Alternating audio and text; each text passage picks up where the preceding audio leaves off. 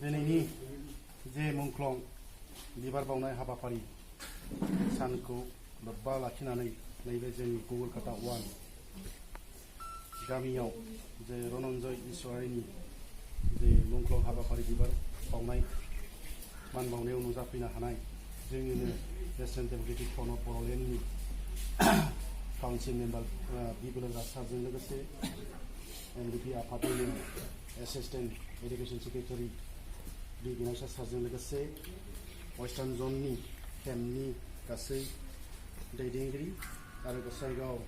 Platoon कमान्डार बि बेंखन बिथांजों लोगोसे सेक्सननि गासैबो दैदेनगिरि नोंथांमोन आरो बे हाबाफारियावनो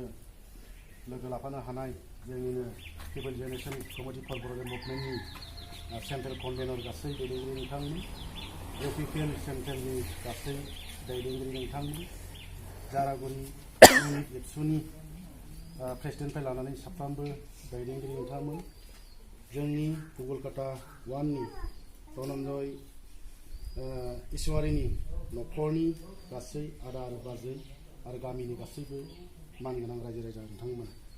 गिबियावनो आङो नोंथांमोननो गोरबोनि अननाय आरो जासिनाय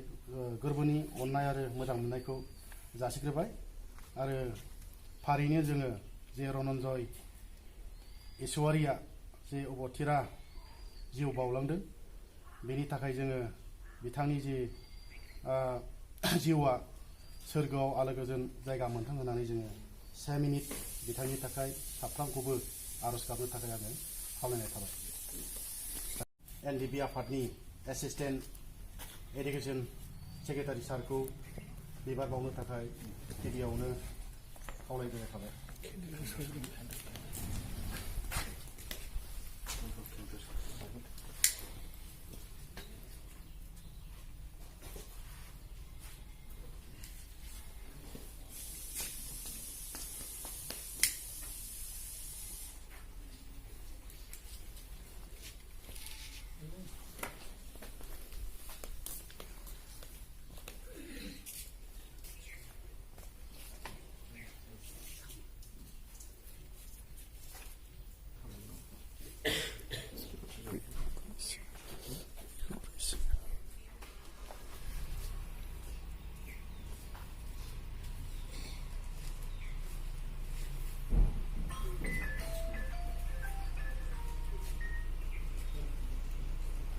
फारि जोंनिनो काउन्सिल मेम्बार बिबुलुंगा सारखौबो मान बावनो थाखाय खावलायनाय थाबाय आरो जोंनि जेनेरेशन कमिटि फर बड'लेण्ड मुभमेन्टनि साफ्रोमबो दैदेनगिरिखौ आरो आफादनि गासै दैदेनगिरि न'खरनि गासै सोद्रोमाफोरखौ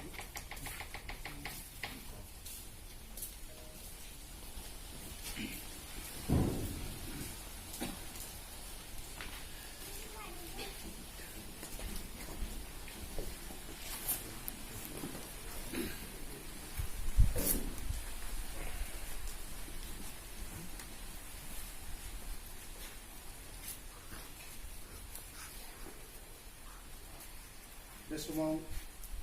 रनन्जय ईश्वरीनि बे मुंख्लं सानखौ लोब्बा लाखिनानै दिनै जे बिबार बावनाय हाबाफारि लानायाव फंनैसो बिबुंथि लाखिनो थाखाय जोंनिनो एनडिपि आफादनि एसिस्टेन्ट एडुकेशन सेक्रेटारि सारखौ बिबुंथि लाखिनो थाखाय खावलायनाय दिनैनि नैबे बिबार बावनाय जे हाबाफारि मुंख्लं रनन्जय ईश्वरी बिथांनि जे न'खराव जों सफैनो हादों आरो बे हाबाफारिखौनो सामलायनो जोंनि एनडिपिनिनो गोजौ थाखोनि दैदेनगिरि एम लहाबि आरो बे हाबाफारियावनो बाहागो लाफैनो हादों जोंनि नेशनेल डेमोक्रेटिक फ्रन्ट अफ बड'लेण्डनिनो गोगोम दैदेनगिरि काउन्सिलनि मेम्बार बिबुलुंगा आरो गासै एनडिएफबिनि मावथिफारि आरो नोंथां बाहागो लाफैनो हादों पिपल जेनेरेशन कमिटि फर बड'लेण्ड मुभमेन्टनि कनभेनर्स आदा बिनय आदा जित्सर आरो इउपिपिएल दैदेनगिरि लोगो नोंथां आरो जयेन्ट एक्शन कमिटिनिनो जिल्लानि दैदेनगिरि लोगो नोंथां आरो नैबे जारागुरि इउनिट आबसुनि आफादगिरि नेहाथारि आरो गासै मावथिफारिया आरो नुजाफैनो हानाय जोंनि रायजो राजा आरो नैबे रनजय इसवारिनि बिमा बिफा बिब' बिनानाव गासैनिसिमबो गिबियावनो आङो नेशनेल डेम'क्रेटिक फ्रन्ट अफ बर'लेण्डनि जानानै अननाय मोजां मोननाय आरो जांख्रिथायारि गाहाम हामलायनायखौ गिबियाव जासिहरग्रोबाय। दिनैनि नैबे जे गोसोखां सान जे रनजय इसवारि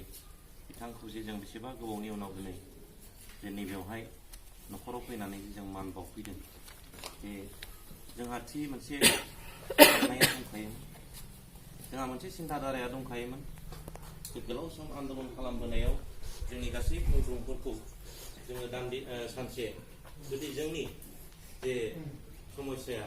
जोंनि जेंनाया जेब्ला सुस्रांजागोन अब्ला जों गासैबो